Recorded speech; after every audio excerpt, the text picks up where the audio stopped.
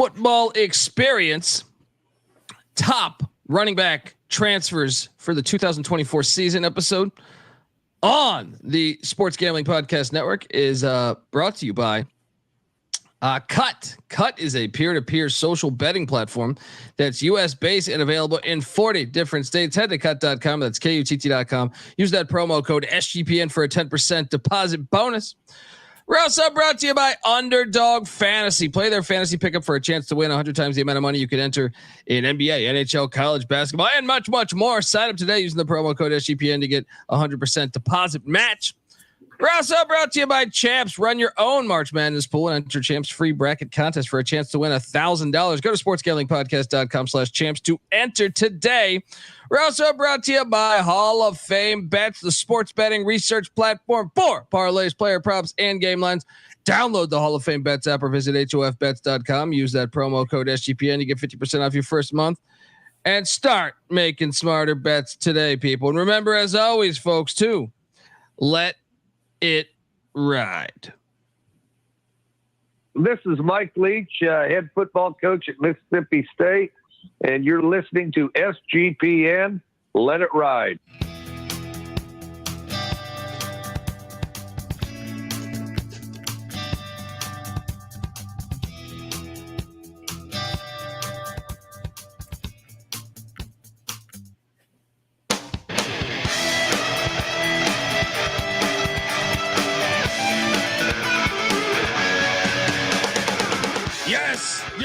Yes. Woo! Welcome to the FCS college football experience. We're going to take a look at, I don't know if it's a preview, but I was going to say preview of the, but up with the top running back transfers. This is that episode, youtube.com/the college experience. We talk college football year round here, people, if you didn't know. FCS college football year round on the FCS college football experience. Subscribe. You can watch this episode, though, like I said, youtube.com/the college experience. And if you're wondering who the hell you're listening to, that's fair. My name is Colby Swiggy, Database Dad, aka Pick Dundee. That's not a pick. This is a pick. He was raised in the land down under, where a man thinks on his feet, speaks with his fists, and lives by his wits. When Dundee happened, he was a superstar. I'm probably drinking too much and celebrating too much and not sleeping. Would have killed a normal man, but no, that's gone. The medical advice I got from that was like being hit by lightning. Pretend it never happened and get on with your life. Oh, boy. I mean, look, we already dropped the top quarterback transfer episode. Go listen to that. Who's leaving? Who's coming? Who should we be excited about? And, I think we're going to break down some schedules. Most of the schedules are getting finalized. That's right around the corner, folks. And hopefully you're digging the March Madness content college basketball experience is putting out, as well as the FBS and college football experience, and the college baseball experience, rolling along with Noah Beanick. But this is the FCS college football experience. And, yes, I am joined by my co-host. Give it up for the powerboat god. All right, he's down there in South Florida. Him and the Everglades been best friends for the past fucking decade. All right, give it up for Mike Rose, a.k.a. the Gulf Coast Guru. How you doing, brother? Dude, I am doing good. I love how I slowly am morphing from the beach-going, Tropicana drinking dude. Now I'm just like the Everglades man out there powerboating around. I'll take it, man. Those guys are cool, I just too. picture you on a fucking fan boat. I picture you on a fan boat with a cocktail in the wee hours of the night doing God knows what, picking up packages from other countries. I don't know. Or just out there enjoying doing some deep-sea fishing. That's all I know. All right. That's all I know. All right. Don't ruin my mental picture of the Gulf Coast Guru. All right. How you doing, buddy? I'm doing good, man. It's time to start getting hyped up about football. Everybody gets hyped up for the draft, all kinds of things like that. Guys like us, we love watching these FCS and the transfer portal take place. A little crazy, but it gives you something to be excited for, man. So I love it. Yeah, it was great. I know we got a comment on the football one that we did recently on quarterbacks, and they're like, well, the transfer portal opens up. I'm well aware. Hey, folks, I'm well aware that this is musical chairs and everyone can fucking leave. But with all the comings and goings, we have to stay hip to it, in my opinion, if you want to cover the sport accurately. So I am well aware that a bunch more can happen. And my list is not finalized. We could do this. We'll probably do this again in the summer. But so it was a hilarious comment. Being like, this portal's going to open again. This is a fucking stupid episode. No, it's actually very, very informative. And if you love college football like I do, I sit there and I think about this. I'm like, well, the Bryant Bulldogs did this. Well, no, okay. The Idaho Vandals lost him. I like to, play this out. How is this going to work out? Who should I be looking forward to seeing in 2024? So, I'm well aware. So this is a running backs only episode. We're going to talk about the running back transfers. They say the running back is a dying breed in football, which I would push back. I would strongly push back because it was funny. I was on a show yesterday where they were talking about the Saquon Barkley news that he obviously leaves the New York Giants, goes to the Philadelphia Eagles. And they're saying, well, the running backs aren't important anymore. And I go, well, I kind of think maybe the pay scale thing, okay, you might have a point there, but I did a deep dive and 14 teams make the NFL playoffs.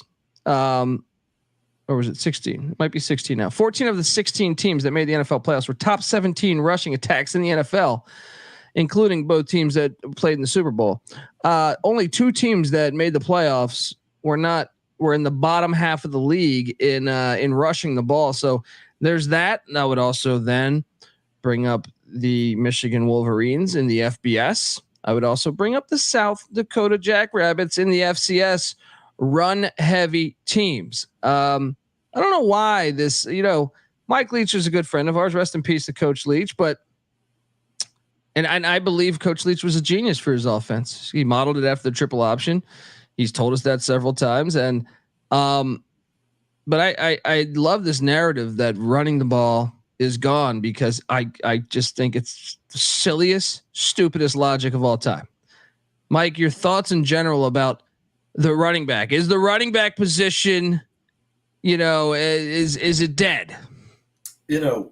I think, I'm not a big NFL guy. And one of the things about the NFL that does grind at me is the running back position. Now, I don't think running the ball is ever going to go away from football. Not if you want to be, a good football team. You got to have good defense and you got to have a great running back, so or at least a running game. The part of the running back that's bothering me about the NFL is all the and I do understand it, longevity of the career, so on and so forth.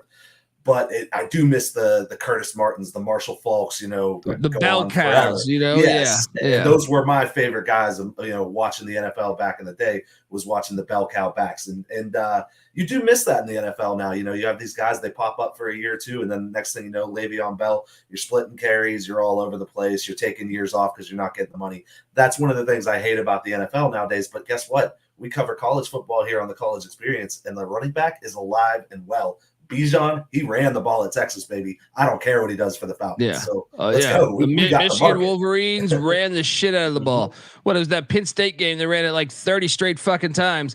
And look, I mean, if you watched Holy Cross, if you watched, South Dakota State, I would say, specifically I think the second round of the FCS playoffs, the running the ball is alive and well. It's alive and well. Don't fall for the nonsense. And I'm not an NFL guy. My heart is college football through and through. It just so happened to be that news broke while I was on that show, and I just quickly put that together because I don't look, college sports is where it's at. So let's jump into this because I rated 28 transfers. Now there was more than that. Running back position, there was more than that, but some of them, there were a few transfers that had never had a rush in the history of the. In their college career. And I even put one of them on this list just because it meant something to me.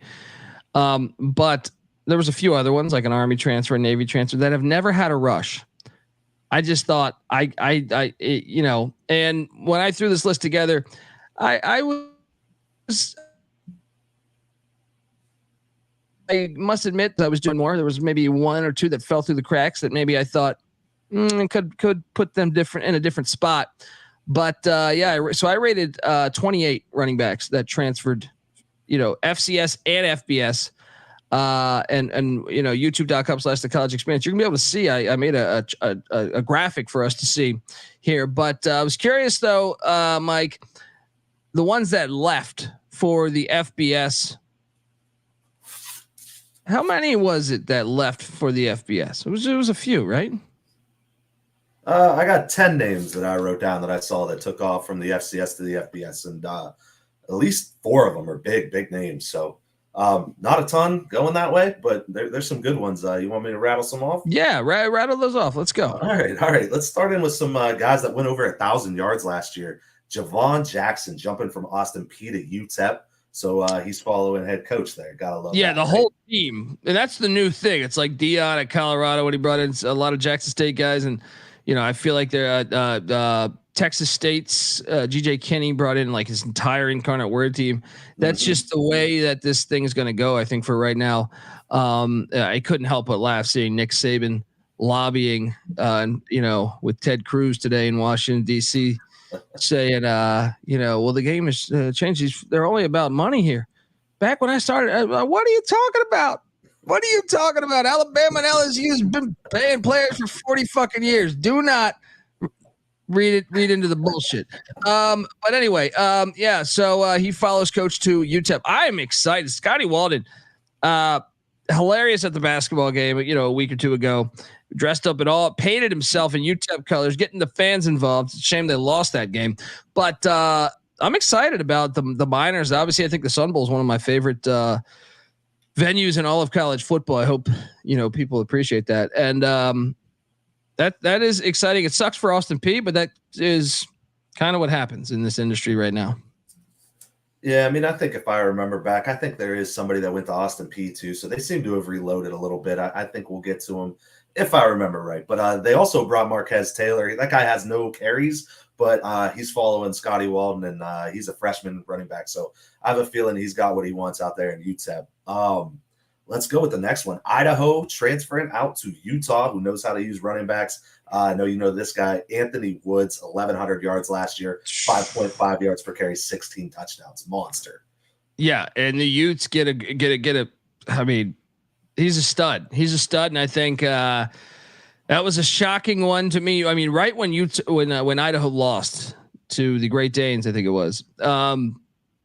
A slew of players hit the portal, and I'm like, damn, how are the Vandals going to be able to rebuild? Now, I think they did a good job considering, but obviously this one, huge get by the Utes, and tough to see him leave Moscow.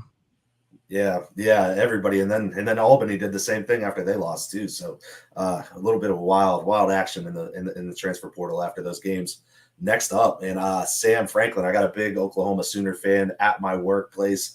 And I was telling him about Sam Franklin coming from UT Martin, almost 1,400 yards, 6.2 yards per carry, 11 touchdowns this past year. I mean, he's a good back, man. And that's the reason I think you look at what I know we're reading off players going to the FBS, and maybe the listeners saying, well, why are you guys talking about that? Well, to cover the FCS teams that have to fill that void, but also to show how talented the FCS is and other levels of football. Really, I can't help but think of last year's Missouri Tiger, Cody Schrader, who was an all conference player who ran for over 1,600 yards, and I believe he did a decent amount of receiving too. That was a D2 transfer. It was a D2 transfer. Didn't he go over 2,000 one year too? I think. Yeah, that's what I'm saying. Like, so to me, like, I argue with a lot of people about like they don't realize that there's very good players on a lot of other levels. Anyway, continue on, but that's a substantial one. The Sooners should be happy. We're going to see they're entering the SEC for their first year in the SEC. It's going to be fascinating to watch. So going back to this guy didn't get 1,000 yards, but I think this might be one of the biggest steals. And this is a guy you were big on, Desmond Reed. The Weehawk Minute, it's back. Here we go. We got it. Western Carolina. He was a catamount. Now he's going to a run-heavy offense in Pittsburgh. I mean, we saw the wheels fall off the catamount bus once this guy got hurt. So I got to think this is a good fit for the Panthers, man.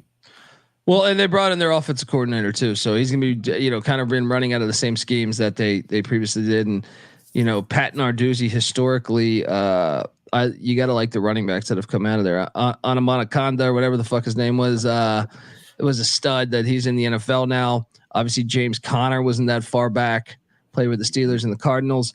It just, I love that one. I love that. I mean, look, it sucks to leave Western Carolina because I would love to. There's nothing more I'd love to see than the Cats come up and be the next Carolina Mountain team. I loved App State in the FCS for so long, and I still follow them and enjoy what they've become in the FBS. But I would love the Cats to become that over there as well, since especially that UNC Asheville for some stupid reason doesn't have a football program.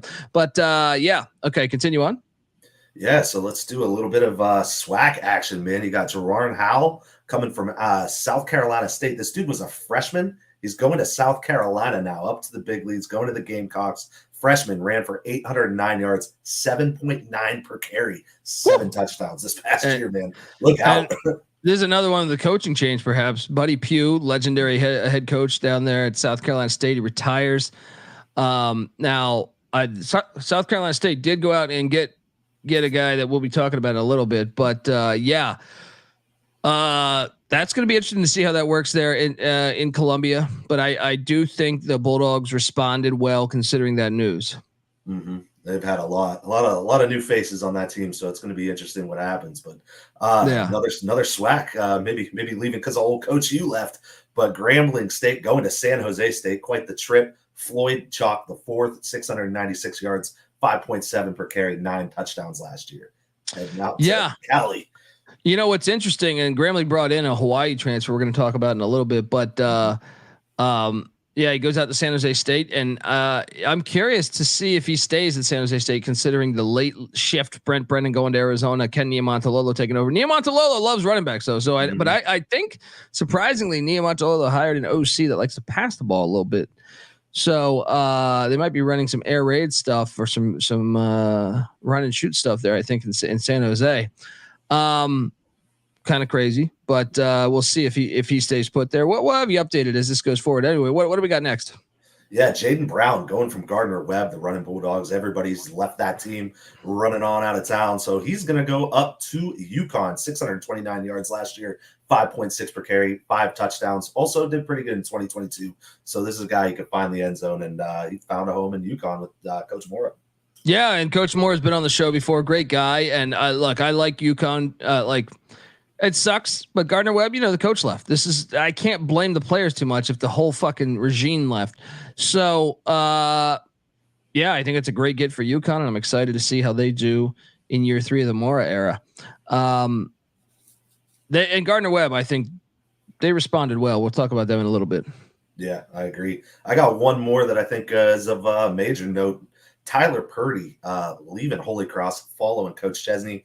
He's going to JMU. So 440 yards last year, 7.5 per carry. So not a bad year at all, following the old ball coach. Yeah, not a bad year at all. So those are the party ones. There could be more. Once again, this is a nonstop thing until August, basically. So buckle up. We'll have you covered. Shout out to A1 Athletes is in the chat saying, Kobe, you're the GOAT. Let's go. Yes, thank you. And I'm excited for some FCS football. Remember, we're going to break down the schedules of every single team. Moving forward, I'm going to have graphics for them and stuff like that. Just buckling down for March Madness. And then in April, we're going to open things up and really key in on those schedules and what matchups we're excited for. But let's get to it. So I rated 28 of them. There was more than 28. But here, if you go to youtube.com/the college experience, you will see my list. And I'm going to start from backwards here, essentially from 28. 28, I ranked Matt Colombo, who was a walk-on at USC. He is the only guy that I did not rank, or that I did rank, that has yet to see the field, really. But my thing is, if you're jumping down from USC to San Diego, that is a substantial get to me. The Toreros, obviously, it seemed a little crazy last year. What happened with, it just seemed like the coaching position, it was such a late hire. The locker room seemed to not be on par with what was occurring down there with the Toreros. But ever since they went out, and remember that because they fired Dale Lindsay, or I don't know if they officially fired him. They announced that he was retired. Either way, this is 2022 is where you just say, no, he is no longer here. Not fired. Makes sense of that. He wasn't as, I think he was 80 or 81 years old. But that was what I mean though, is that he went on and issued a statement saying he was fired, and the way they put it was bullshit. But anyway, they went to Colorado School of Mines coach Brandon Moore, who came in and I felt like he had a shitty hand of cards dealt to him right away. So now you get Matt Colombo in there, a transfer from USC. He's never really played. So, but to me, you're getting a USC transfer at San Diego. You're doing something right. Yeah. That guy just had one carry this last year. So, I don't know too much about him either, but just compounding onto the USC thing, the guy was also a walk-on, which shows, this guy had heart enough to try out for USC, impress Coach Lincoln Riley enough that, hey, I'm going to put you on the roster. To make the fucking team. The Toreros obviously in a nice spot there. At number 27, I put the name Ike Daniels. This is what I mean is that it's hard to rank these. So I don't want Ike Daniels or someone that works with Towson to come in here and say, oh, it's way better than 27th. It is really hard to rank these because it's a drop down. Ike Daniels comes in from Syracuse to Towson. I really like what Towson did in the portal, adding the former Western Carolina quarterback that was at UMass, Carlos Davis. And now they get, a guy that kind of did pretty damn good as a freshman there at Syracuse. He averaged over 5.7 yards a rush. Only rushed for over 103 yards, but as a freshman. So you're getting this, not only are you getting this guy with the idea of maybe he can be here for a while. But I know the portal, he could also leave, but Pete Shinnick, entering year 2, this guy's a proven winner. And I think he's got his running back at least for the foreseeable future here with Ike Daniels. Your thoughts on the Towson Tigers landing Ike Daniels? Yeah, I think this is one with a good amount of potential, man. Like you said, not a whole lot to look at as far as workload, but 18 carries, 103 yards. If that's one game that you played, you just had a pretty damn good game as a running back. So that's got to show you some potential. And when I see these guys that they go from a school like Syracuse and they keep it regional, transfer to somewhere like Towson, who knows? Maybe he grew up locally. I didn't look at what high school he went to or anything like that. So, it could be a situation where he's from Virginia, I believe. He's from Virginia. So it made a lot of sense to get back. Towson's not that far. It's in Maryland, but not far. Yeah. So that's an interesting get. And like I said, Carlos Davis, Ike Daniels, 2 FBS players coming into Towson. Watch out for the Tigers there in the CAA. Like I said, you could argue Daniel should be much higher in this list. I know there's a couple on this list that after I was reassessing everything, I go, man, I probably ranked him a little too low. Next up is number 26, Xavier Coleman from Boston College going to Lamar. And I don't know, did you rank these? Because I'd be curious your rankings against mine. I didn't so much rank them chronologically, just more so kind of put little notes next to him if it was somebody I was really excited about. So this guy, not quite there for Xavier Coleman, but Coleman ran for over 120 yards and a touchdown at Boston College. This is going to be a redshirt sophomore here. So once again, this could be a home run for Lamar, who had a kind of a breakthrough season a little bit there after such a terrible run with Morgan. I don't know your thoughts on Xavier Coleman going to the Lamar Cardinals. Yeah, that's kind of the main thing I'm thinking is I remember breaking down Lamar in the preseason, and the thing I liked about him is they had a lot of young talent that was returning, and I thought maybe, hey, this could be where the switch kind of flips, and they did show improvement this past year. So if you got a lot of those names coming back, and then you're bringing in FBS level football talent, especially in a position as important as the running back. You got to like it. So it's a guy limited workload over the last couple of years, but I think he could be a big part of this Lamar team. Anytime you're getting a P5 transfer into an FCS, I think you got to be excited about the possibilities. Ahmad Falston is number 25, going from UVA, Power 5, and one with it. That was a good backfield. UVA wasn't getting a lot of wins, but the backfield had some talent last year. Heading to Hampton, right down the road from Charlottesville to Hampton.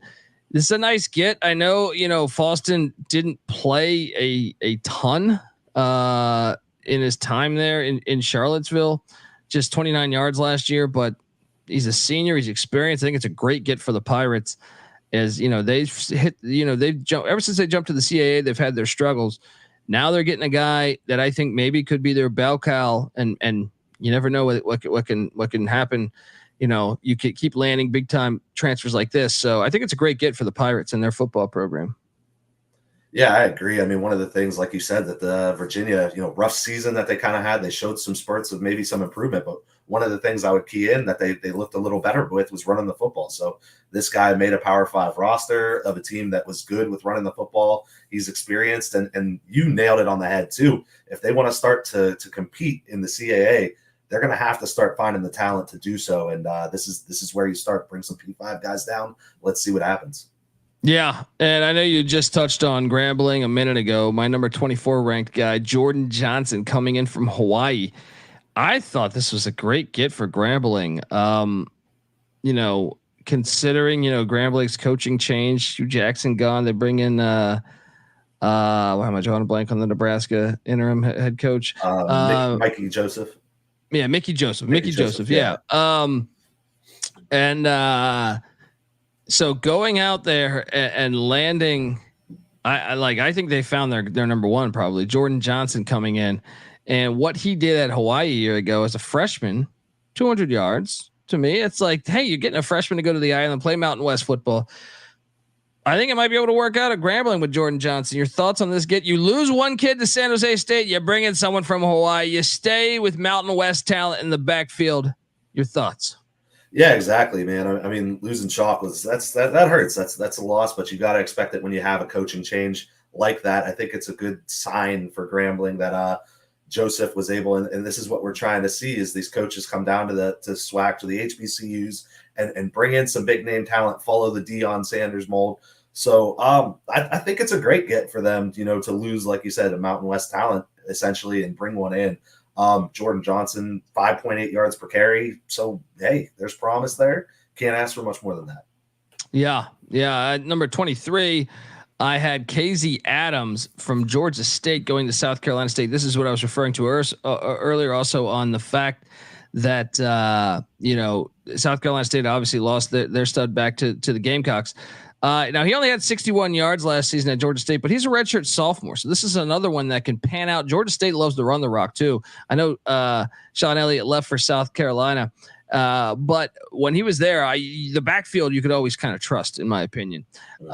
So if KZ Adams was one of his backs that actually got on the field a tiny bit, that means I think he might be able to, really excel on the FCS level. KZ Adams. Your thoughts on the Bulldogs bringing in, I think, a quality running back? Yeah, I mean, the stats aren't there to necessarily jump off the page and tell you this is an amazing get or anything like that. But like you said, that was kind of the bullet point I had is Elliott's a really good coach who likes to run the football, likes to play some defense. That's kind of the style. And I think this is going to be a well-coached player that's coming down with a lot of promise to a team that had a big shoes to fill with losing their big freshman star back there in Howell. So yeah, I like the get, man. I don't know, but I think he's probably going to start if I had to guess, and I think it's gonna do some improvement. Yeah. So the next three to me, if you're watching youtube.com/the college experience, next three are misranked. Because Nate Thomas, I think, has proven now he's a South Dakota Coyote transferred to Idaho. We touched on who Idaho lost, losing Woods to Utah, huge. Nate Thomas, though, as a freshman with the Coyotes, had 400 yards rushing and 5 touchdowns. I think they have found their next guy right here, Nate Thomas.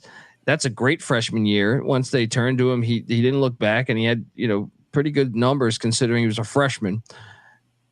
I think the Vandals did the best they could considering the hand they were dealt. Your thoughts on Nate Thomas going to Moscow? Yeah, man, this is one I actually had some notes next to because I think this is a really good get. If I had to guess, what happened was this Nate Thomas got hurt in 2022 because in 2021 he had 717 yards, 6.3 yards per carry, 5 touchdowns, and then he comes back this past year, 6.2 yards per carry, 398 yards, 5 touchdowns. So seems like maybe a limited workload type deal. Also, we know South Dakota threw the ball around a little bit more this year than they have in past years. So. I think this is a great get. And this is a chance for a guy that maybe had a little bit of injury history to pop back off the screen. Yeah. So he'll be a sophomore. So let me clear that up. I think he was a redshirt freshman last year, and then a sophomore. I believe he'll be a sophomore this year, at least from the site that I was getting this information from. And then to me, this one, you want to talk about potential. Leon Franklin, who I have ranked 21st, and like I said, don't pay attention too much to this because after reassessing and going through this, I was like, man, I think Nate Thomas probably should have been higher. Leon Franklin should have been higher. And our next guy after this will be higher. But Leon Franklin is a Michigan Wolverine national champion. And to me, one thing I know about Michigan's backs, they're all fucking legit. I know, this is a guy that only rushed for 75 yards and a touchdown at Michigan, but he's a redshirt senior. This is a home run get for Tennessee Tech, in my opinion. I think the Golden Eagles are going to have something cooking with Leon Franklin in their backfield. Your thoughts on them landing not only a Power 5, but a school that just has a history of producing backs, especially in the Harbaugh era. Yeah, I mean, that's exactly it. I mean, there's no stats to pull from that say this is going to be huge, but I mean, how can this not be a good get when you're coming from, like you said, the Harbaugh Michigan teams where they've just been running it down people's throats for years. And I mean, even the ones that left town and went to other, like Charbonnet went out to UCLA and popped off the page. And that was a guy that couldn't start at Michigan, consistently. So you got to think this guy's going to be a good talent, and Tennessee Tech seems like it's turning the corner. So let's go. Yeah, that was, I mean, like I said, number 21, but after doing the list, I'm like, what the fuck am I doing? He's probably should be higher, but he just doesn't have the yardage, but that's because he was at Michigan with great players in front of him. It makes it all very hard to rank, if that's what I'm trying to say. At number 20, I had Kedrick Cobbs coming in from North Texas. And once again, I know we touched on Bryant on the football side, on the quarterback side of things, but Bryant goes out and gets a 5th-year senior. It was a 5th-year junior, I believe, actually. 128 yards and a rushing touchdown a year ago. This is still, to me, a very good get for the Bryant Bulldogs. I'm excited to watch them this year with a couple of these transfer gets that they got. Your thoughts on the Bulldogs landing Cobbs? Yeah, I'm starting to wonder if maybe we weren't a year too early on our Bryant as a sleeper pick that we were talking about, because this is another team that, we expected to start competing at the higher level that they went into. And I think this is where it starts. I mean, they're bringing in some talent that we've been talking about. And I think Cobbs is another example of somebody that might be able to jump off the page there in the CAA. So I like this kid. Yeah, Chris Merritt, going to be a team to watch. The next one to me, very interesting because Northwestern State was a train wreck. I know they just named Blaine McCorkle, but with that comes in, new players, new change. Everyone leaves, and rightfully so. But Scooter Adams was successful at Northwestern State. This is an interesting one to me. He rushed for over 1,200 yards in 4 years at Northwestern State. He lands with my guy Bubba McDowell, who I got to interview last year. And Prairie View. This is a great get for Prairie View, in my opinion. Your thoughts? Yeah, a lot of experience on this guy. Now, the carries did kind of go down year by year. I mean, talking all the way back to 2020, I saw this guy rush for 681 and 8 yards per carry and 7 touchdowns. Kind of trickled down from there, but this is a guy with a lot of experience over the past 4 years. So to get it over in the SWAC, coming over from Northwestern State, I like this get, and I think there's a lot of potential in that one. Yeah. And at number 18 is Rashad Raymond. This is a VMI transfer. Scotty Wackenheim, former Eddie Robinson, Coach of the Year from VMI, has been on the show. And, I know Rashad played for him for a few years. He lands at UT Martin. UT Martin, very active in the portal here. You look at what Raymond did at VMI. Now, VMI ran the air raid in a lot of those years. So it's interesting to see, how that will translate to jumping to UT Martin, but he rushed for over 1,200 yards and 4 touchdowns in 4 years of VMI. So he's very experienced. I think it's a nice get to add some depth to the Skyhawks there. Yeah, I agree. And replacing a guy like Sam Franklin, not going to be easy at all. But I mean, sometimes that's the best thing you could do is throw a lot of darts at the board and see if you find something that's going to stick. So bringing in a guy with as much experience as Raymond has, and I mean, like you said, he played in an air raid offense, and he still averaged over 5.4 yards per carry in 2021. So that's something I made a note of, and I think, hey, maybe there's a little potential here to step up and fill the big gap that they have to fill. Yeah, shout out to Ryan Hasty in the chat. He goes, any back from USC or Michigan is a great get for an FCS squad, 100%. I mean, I would just say any Power 5 to me, like, but specifically in general, I mean, that bringing in someone, especially if you get the ones with experience. But yeah, I'm excited to see Raymond there at UT Martin, and then Ethan Wright. You goes to your boys, the Youngstown State Penguins from Cincinnati. Ethan Wright was part of that playoff team at Cincinnati that made the 4-team invitational playoff there. He rushed for over 200 yards and 3 touchdowns at Cincinnati. But maybe the coaching change had him thinking for greener grass, and he found it in Youngstown there. Great get, I think, for your Penguins moving forward, because I think the guy's a pretty good back.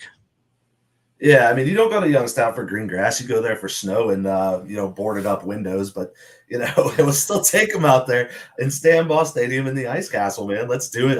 Ethan Wright. Also, Stephen Bird comes over, too. That's a guy, no stats, but came from Cincy to YSU, so maybe a little bit of a package deal. Ethan Wright, though, like you said, 2021, 5.3 yards per carry. I think we love running the football in Northeast Ohio. I think the sky's the limit of where he can go. I think he's going to help the team a lot. Hell yeah. It's going to be fun to watch the Penguins in the MVC. This one was huge to me. Bethune-Cookman, they had that, let's just sit back and think about what Bethune-Cookman's been through. They had Ed Reed for like a week as a coach.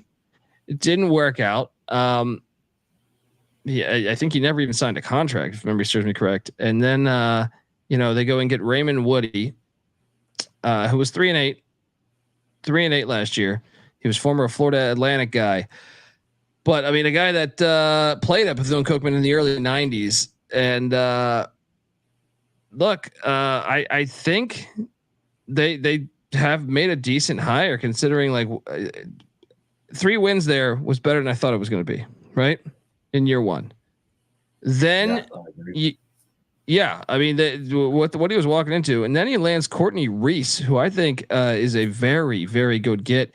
6-year senior, first off, but he had 600 yards the past 2 years and 6 touchdowns at UNLV.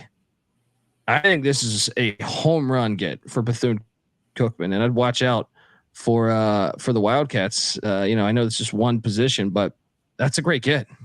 Your thoughts?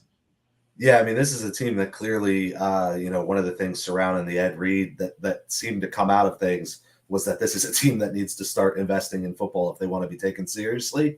And I mean, this is where you start. You bring in big names like Courtney Reese from UNLV. I mean, that's a program that's kind of on the rise here recently, and you're getting a player from there to come on down and carry the ball for you. So I love it for them. Not a ton of stats to pull from that are crazy, but I think there's a lot of potential in this get, and I think it can only help with Cookman. Yeah, and then at number 15, I had Javion Allen, who comes over from Tennessee Tech. Now it's interesting. Tennessee Tech, they get the kid from Michigan, Leon Franklin. They lose Javion Allen. Allen, though, I don't know if it just it seemed like year by year it would just decrease, but he rushed for 435 yards and a touchdown at Tennessee Tech. I think this is a nice get for Brent Dearman's North Alabama squad. Remember, he was just in year 1 last year. They played decent. He had a great run at Bethel College before, but 3-8. I don't know. They're jumping up also recently, so I feel like I'm okay with that one. Your thoughts on this one?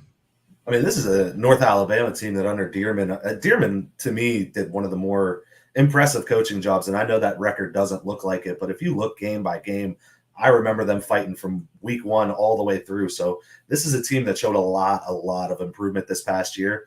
I trust Coach Dearman a lot. He put a lot of faith in me. So I got to say that it's probably good. And hey, when the stats go down year after year, sometimes it's time for a change of scenery. So it might be a really good move for JV and Allen too to go to greener pastures and figure something new out. There we go. Folks, before we get to our next ones, want to tell you that the FCS College Football Experience is brought to you by Cut. Cut is a peer-to-peer social betting platform that's U.S.-based and available in 40 different states. P2P social betting is a new way to bet. Bet directly against your friends or other users on sports, politics, pop culture, and other events with verifiable outcomes. Plus, there's a ton of fun social features that give it a feel of a betting social network, so to speak. And Cut offers lower VIG and fully customizable odds. You can create your own bets. And they handle the payment side of things, so you never have to chase old Stevie down in the old parking lot with the lead pipe trying to get your cash. You don't got to worry about that shit. Look, we have an offer up on Cut right now via Sports Gambling Podcast. Over under 1.5 buzzer beaters from now until Sunday, when the selection Sunday in college basketball. And to give you an idea, this past Sunday there was 2 buzzer beaters. Now it has to be for the game, and there has to be 0 on the clock when it goes through. It can't be a buzzer beater with 1 second still left. But I still think the over would be a nice play for us, and we give you that money. Sports Gambling Podcast, cut.com. Download the Cut app today or visit cut.com. That's KUTT. And use that promo code SGPN for a 10% deposit bonus. We're also brought to you by Underdog Fantasy. Underdog Fantasy is the easiest place to play fantasy sports. It's also the fastest growing fantasy app in the industry. Pick whether your favorite player will have a higher or lower stat total in this week's game for a chance to win big. You can win up to 100 times the amount of money you enter in a single night.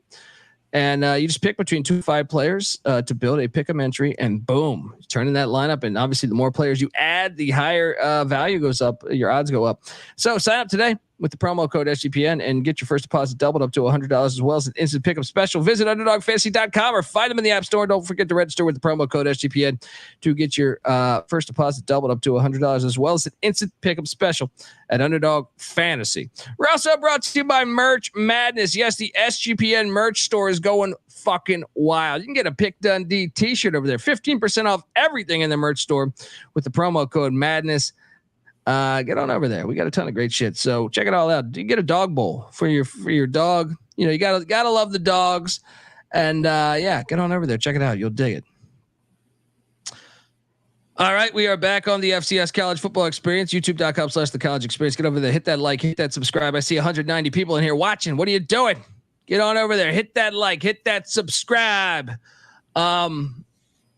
Let's talk about this next one here because I'm jumping over at number 14. So this is one that was pretty Florida A&M. I know they lose Willie Simmons, but going out and getting a Florida State transfer, Rodney Hill. Now, granted, you know, freshman season at Florida State, he had 190 yards and a touchdown. He's going to be a sophomore this year, but that is a fucking nice get for the Rattlers. What do you think of Rodney Hill going to Florida A&M?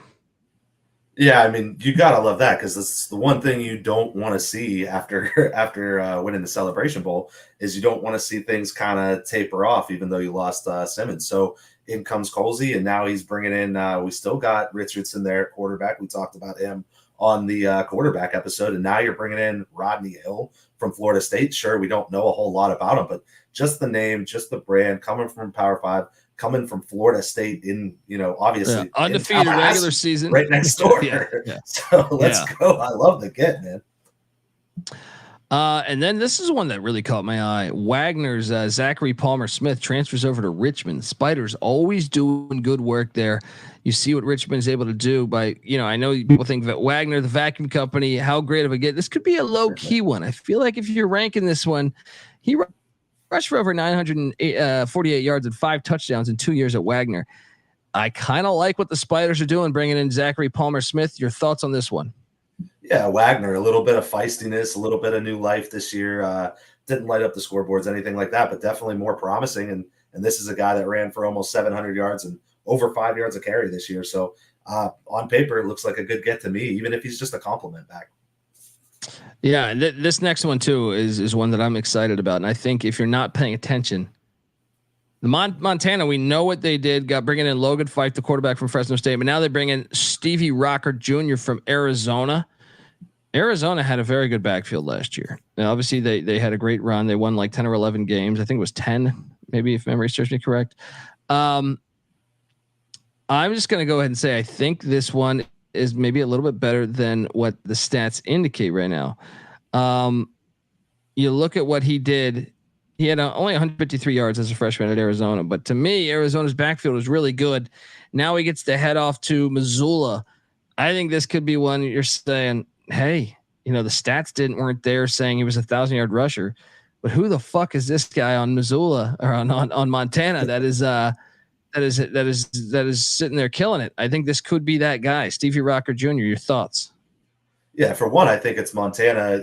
Seeing they lost that game and South Dakota State handled them a little bit, but they were closer in that game, as you pointed out in our championship breakdown, than a lot of people would think if you just looked at the final score. So here they go. They get Fife. Now they're bringing in this Stevie Rocker. I mean, they're obviously trying to make the moves to catch up to where they need to be a real contender, and they're already pretty much there. For one, I think this is an awesome name, Stevie Rocker Jr.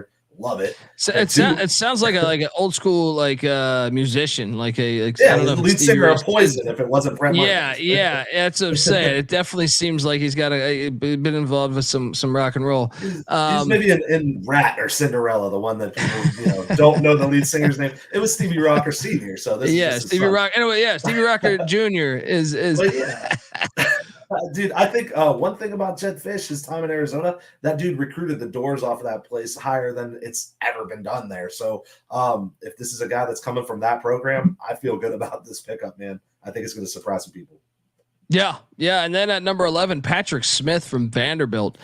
SEC talent here coming to UT Martin. So UT Martin, this is the second name from UT Martin. Remember, we know that they lost someone, but they also added, you see there, Rashad Raymond from VMI, and then you add Patrick Smith from Vanderbilt, and Patrick Smith rushed for over 800 yards and 4 touchdowns at Vanderbilt. So I think this is a substantial get for the Skyhawks. Man, I can't help but notice the Tennessee schools cleaning up to me. Tennessee Tech, East Tennessee State, and then UT Martin, and even a little bit of Tennessee State. I know maybe not in the running back realm, but Tennessee college football and the FCS ranks alive and well. Just wonder what Belmont's going to start that program. Let's go. But dude, this is a great get. Yeah, this is a phenomenal get. I mean, this is a guy that ran for almost 4.5 yards per carry last year. And you're talking about a Vanderbilt team that, while they're getting a little better under Coach Lee, they're not lighting up the scoreboard. So it's a little tough to run when you don't have a prolific passing game, anything like that, especially when you're going against SEC defensive lines. So, great get, man. I love this one. I think there's a lot of potential to fill the shoes of Sam Franklin with this get. 100%.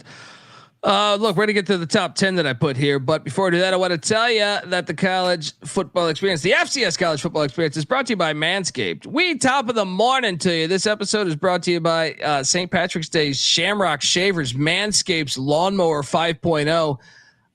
This year, don't just chase rainbows. Make your own pot of gold and groom your little leprechaun with the leaders in below the kilt care. Say goodbye to your clover forest with Manscaped's Lawnmower 5.0 and let your confidence shine bright. You're going to feel like Ric Flair after this. Embrace the luck of the Irish and join the 10 million men worldwide who trust Manscaped. Head to manscaped.com. Use that promo code SGPN to get 20% off plus free shipping. And ever since I used Manscaped, I can tell you the truth here that I've truly found my pot of gold at the end of the rainbow. All right. So meet your new lucky charm for St. Patrick's Day, the Lawnmower 5.0 Ultra. And the trimmer comes with 2 interchangeable blades. Next gen, skin safe blade heads. One for the classic trim we all want. And a new one, a new foil blade to go smooth wherever your heart desires. I don't need to know. All right.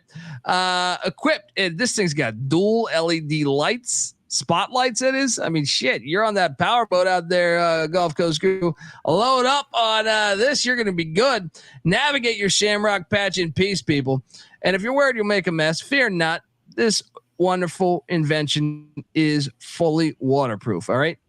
So you can be out there in the Florida Everglades, jumping in the water with the fucking crocodiles, and you can shave. All right. Or you can be underneath the waterfall, like an old Irish soap commercial, Irish Spring, whatever the fuck, Irish Spring commercial. You be sitting there underneath a waterfall like Cosner and Robin Hood, just butt ass naked, taking care of your business. All right. It's going to work fine.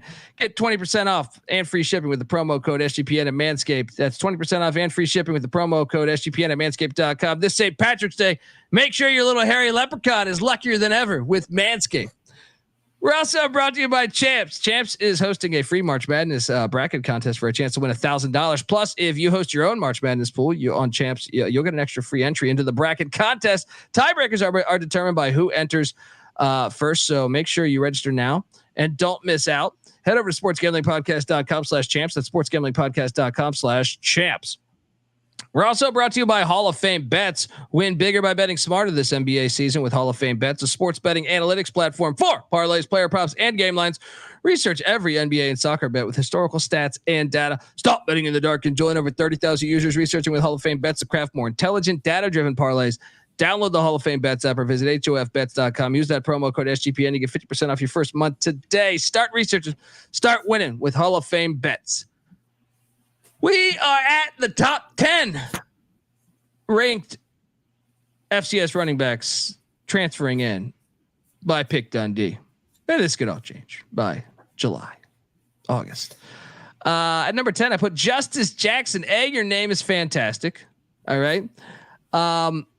He leaves Eastern Washington, the red turf, to head down to that filthy dome in Pocatello to take, Cody Hawkins did an unbelievable job. We thought with year one at Idaho State with the Bengals. He's like his father, having success in Idaho. I love it. It's the Big 12. No, Justice Jackson though is just a huge get for a team like Idaho State. By the way, Merrill Hodge's alma mater. We've had Merrill on the show before. Great guy, and going out and landing Justice Jackson, the guy who's rushed over 1,200 yards and 10 touchdowns at Eastern Washington. It's a great get, right? Yeah, I mean, one of the things I like about this kid is every year he kind of improved his numbers. And this is a guy that averaged no less than 5 yards per carry every year he stepped on the field, 6.2 yards per carry last year. Coming over to Idaho State, you got to love the job that Hawk's doing there. I think he's showing a lot of potential, and this is a great kid. I mean, I can't find a single negative thing to say about this kid. This is a team that had an assistant coach like kill somebody 2 years ago. They show all that improvement, and now they're bringing in names like this in the portal. Allegedly, he got arrested. I don't know if he got found 100% guilty, but yeah, that was not a coach on the Hawkins staff. That was the staff before. But yeah, nice get there. And Eastern Washington throws the ball so much. I actually think he might even be better than what we realize. You know what I mean? Like every running back got to be like sitting there. E-Dub just throws the ball so much. You're probably just like, fuck, man, let me go elsewhere and get a better opportunity. Let me eat a little bit more. At number 9, I had Devontae Houston. This is a guy I remember at UConn. And I know he didn't have as good as a year last year, but he's rushed for 578 yards in 2022. East Tennessee State, I think they got themselves a back in Devontae Houston. I think that might be because I remember watching UConn. I watched them maybe a little closer because Jim Moore's been on the show and I root for him. But I remember thinking the guy could play. Good get for the Buccaneers. Yeah, I agree. I mean, Moore has been doing a lot of good things in the running back room up there at UConn. And I mean, the room's been full. There were injuries in 2022. That's why this guy, Devontae Houston, got some burn there, and he averaged 6.9 yards per carry in 2022 with 3 touchdowns when he did get that burn. So I think this is a guy with some potential, and ETSU, Coach Lamb coming over there, there's nothing but good things on the horizon. So I'm all about it. Yeah, and then at number 8, I had Rashawn Baker coming from leaving Bucknell, leaving our Bison there, which is tough. But he ran for over 1,400 yards and 15 touchdowns at Bucknell, and he said, "I'm going to take a shot." This is a great get. Elon, the Phoenix of Elon, utilize the portal. Whether it's Matthew McKay, whether it's Downing, Rashawn Baker now to the mix, they do a good job in the portal. And I think it might pay off for them this year. It's a great get. What do you make of Rashawn Baker going from Bucknell to Elon? Yeah, I think this is a team that's clearly trying not to go anywhere as far as falling off in the CAA. So I like what this program's doing. I like that they're using the portal to go ahead, be aggressive, and stay up there. I mean, this is a team that arguably should have been in the playoffs this past season, and it should have been back to back. So bringing in a guy like Baker, like you said, had a solid career over 1,000 yards at Bucknell. I'm all about this. This is a good move. This is an experienced and good back. Yeah, yeah. And at number 7, Micah Kelly coming from Toledo to go to Samford, where Samford does air it out, but man, can't help but think that this is a great get for Samford. Micah Kelly was very good at Toledo. He 996 yards rushing, 8 touchdowns at Toledo. Toledo, is in contention for a MAC championship every year. They keep a great program. This is a very good get for me. And I think the fact that Toledo kind of has a similar offense. I mean, I don't think they run the air raid, but you got to be able to catch the ball out of the backfield at Toledo, at least of late. I think it's a great get for Samford. Your thoughts? Yeah, I mean, you want to talk about something that Toledo always has, and it's good running backs. I mean, they seem to pump them out year after year after year. So this guy coming from that pedigree of a program that has the experience they do with running backs, I got to think this is going to be a good fit. It is a little confusing to me with the Samford, air it out type offense, but hey, maybe they're going to get a little more grounded because it didn't really work out for them all that well with hires last year, and they kind of slipped in the conference a little bit. So maybe a new approach. Yeah. At number 6, then I had Jermaine Corbett from Stonehill. This dude, what is it? Merrimack and Bryant have done great in the portal. Corbett going from Stonehill to Merrimack is a very interesting one here because he rushed for 885 yards and 9 touchdowns at Stonehill last year. Great get. Warriors come out to play in the transfer portal here by getting Jermaine Corbett. Your thoughts on this one?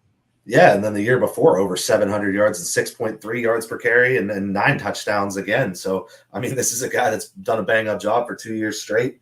A guy we talked about a lot when we talked about Stonehill last year, and now he's heading to Merrimack. Good fit for the Warriors, man. I love it. I think they knocked this one out of the park. Yeah, and then getting to the top 5 here, Sean Shipman coming from St. Thomas. Man, I hate to see the Tommies lose. Mm-hmm. My guy Sean Shipman, but he's very good. And Western Illinois, the Leathernecks land him. Watch out, Leathernecks starting to put football first like they should. Great get. Now Shipman, this is a guy that over the past couple of years at St. Thomas, I feel like has been a stud. He's over 1,700 yards, 14 touchdowns with the Tommies. This is a great get for the Leathernecks, and this is, I think, the start of them, bouncing back and being a good football school again. Yeah, I agree. This is a guy who probably over the last 2 years, somewhere right around 5.5 yards per carry too. So a good average. This Western Illinois team. I mean, they need to make some moves. So they brought in, I think we briefly touched on it, Matt Morrissey at the quarterback position, and now you're bringing in Shipman at the running back. You got to think that there's going to be some improvement to this team, and it's a great move, man. I do hate to see him leave the Tommies, though. I'm all about the Tommies. I love their story, so it hurt a little bit in that sense. Yeah, but I mean, at least you're going to Leathernecks. The name Leathernecks, one of the best in all of the FCS. At number 4, Abilene Christian continues to dominate. We talked about this with the quarterback, where there was Stone early coming back there, but Isaiah Johnson from North Texas, and it's like all North Texas's rosters at Abilene Christian. But look, this is one where I think if you're a fan, you got to say, wait, this is awesome. This guy rushed for over 900 yards at North Texas, 12 touchdowns in 4 years there. He's experienced for 1 year. I think it's 1. You might be able to get 2 because of the COVID thing. Isaiah Johnson to Abilene Christian, I think this is a home run get for the Wildcats. Your thoughts? Yeah, I mean, if you're Stephen F. Austin and you're Abilene Christian, you got to be looking at teams like Tarleton coming up and just investing all that money, and you got to be getting kind of worried a little bit. I mean, Tarleton arguably, on paper, definitely, but as far as record wise, but they were better than these 2 teams last year. So yeah, you got to bring in all the talent you could. Abilene Christian's just going the way of bringing everybody from North Texas down. So it's interesting. Going to be interesting to see it play out, honestly. Yeah, and a special shout out to FCS Nation Radio here. I know some people say, "Hey, they're competitors." No, man, I love what they've been fucking doing. I know they're good friends with my friend Michael Barker, aka College Football Campus Tour, and I've been following Stone Labanowitz since he played, and they just do a great job at FCS Nation Radio. So check out them. If you love FCS, you should diversify. All right. Check out FCS Nation Radio. Appreciate you hopping in and checking us out. Number 3, and like I said, it's hard to make a list when you're combining both, stats from the FCS, the backups numbers at Michigan who barely got any play. But Edward Sadie to me from Temple, Stan Drayton, Temple head coach, former running back coach. The one thing you could say about Temple, I know they haven't got a lot of wins, but damn, when I threw them on, I'd be like, hey, their running backs are good. So Edward Sadie leaves Temple to go to Gardner Webb. We know Gardner Webb, they got hit in the portal themselves when Trey Lamb left, but I thought this is a nice job. I mean, this is it's a 6-year senior. You're getting fucking, this guy, he went to college with Bronco Nagurski. All right. This guy's been in college a long time. He rushed for over 1,200 yards and 11 touchdowns at Temple. I think this is a really good get for the running Bulldogs. And, I love the running Bulldogs. It doesn't matter who their coaches. I want them to succeed. I enjoy what they've been doing lately. So, what'd you make of this one, man? This one had to catch your eye, right? Yeah, this is absolutely belongs in the top 3. Arguably could be as far up as number 1, man. This is a guy jumped off the page in 2022, 639 yards, 6 TDs, and that was on a pretty struggling Temple offense. So when you're Gardner Webb, a team, like you said, lost Coach Lamb, everybody jumping ship left and right. I mean, this is the one that you show any other recruits, show anybody else in the portal, say, hey, look, this Edward Sadie came here. We still got life. We're still fighting. We're still trying to stay relevant. So I love this get. I think this is going to be one of the biggest gets of the season as far as in the portal. I think we're going to see this one pay a lot of fruition. Yeah, it'll be interesting to see how he does on the drop down, but just getting someone that experienced, man, going up against some other young teams, man, fuck, that's a grown man. You know what I mean? That's a big difference. At number 2, I had to put this here, and I think you could argue he deserves to be number 1. Quam Jones from Baylor. Now, this is a guy, his stats should have an asterisk next to it because essentially he got dismissed. I think there was an incident there in Waco where things just didn't work out. He was getting over 5 yards a rush, 7 touchdowns, 462 yards before the dismissal. So those numbers would have been a lot better, had he not been dismissed. Now, I mean, I don't know what the fuck really happened there, but for Stephen F. Austin to land a guy that was excelling in the Big 12, I think is a very good get for the Lumberjacks. What'd you make of this one, man? Yeah, a lot of incidences in Waco over the years, all the way back to David Koresh, and it just keeps rolling, man. Yeah. Dave Bliss, the basketball coach, that's somehow, tried to put a murder on one of his players, and then Christian high school says, "Hey, you preach a good word. Let's go." All right. Yeah. We don't need to talk about the Bryles days. Yeah, we can go on and on. Things get a little wild in Waco, Texas. But no, that's a great get for Stephen F. Austin. Great get, man. Yeah. Same thing as I said about Abilene Christian. Like, you see these teams coming up like a Tarleton, and they're putting money into the program, and you're the ones that are supposed to be the big dogs. So let's go. I mean, this is a great get. And I think this guy statistically, I think he's going to put up some big numbers. I'm thinking over 1,500 on the ground. I have big expectations for this one. I've been waiting. Me and Patty C hosts the college football experience with me for the FBS. He played at JMU back in the day, so he played in the FCS. And we've always said, after Leach, every Texas school went to air raid, high school and college. And back in the day, it was Texas that invented the wishbone, so to speak, and we're the first team that goes back to the triple option or a heavy rushing attack with the way they've been practicing defense, all going air raid. They're going to fucking destroy shit in Texas.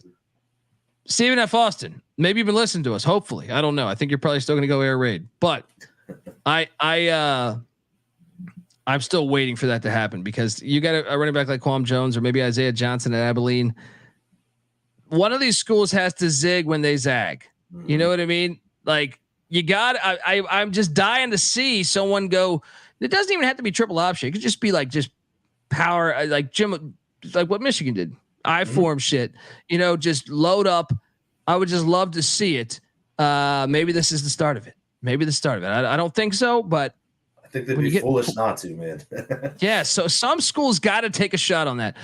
At number 1, I put Malik Grant. If you've watched FCS over the years at fucking Sacred Heart, Malik Grant was a fucking beast. He ran for over 3,000 yards and 27 touchdowns at Sacred Heart, and he goes to Rhode Island. They lose Kasim Hill, but they bring in Malik Grant. Kasim Hill was there for 35 years. It's a great get by Rhode Island, right? Yeah, I love this kid. I mean, the stats didn't really jump off the page in 2023. That's because nothing about Sacred Heart jumped off the page in 2023. This team was a big letdown, and this was one of the teams that I predicted to do really well. And I think I even picked them to win the conference, and they just fell apart. So this is a guy who rushed for 23, almost 20, close to 2,500 yards between 21 and 22. So I love this get. This guy's a beast. Rhode Island, they needed to do something big on the offensive side, and I love this get for him, man. It's number 1's a good spot to have it. Yeah, I think, it's going to be fascinating. This is going to get all updated before we do our summer list too. But folks, that's our list. The portal opens back up, Colby. Yeah, and that's that. Yeah, I didn't know the portal does open back up. Folks, give Gulf Coast Guru, aka Mike Rose, a follow on Twitter at GCG_wins.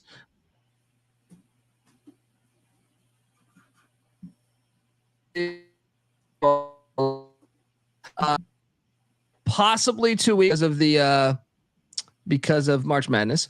But I'm looking forward to doing that episode. Give me a follow on Twitter at TheColbyD. The FCS College Football Experience is on Twitter at TCE on SGPN.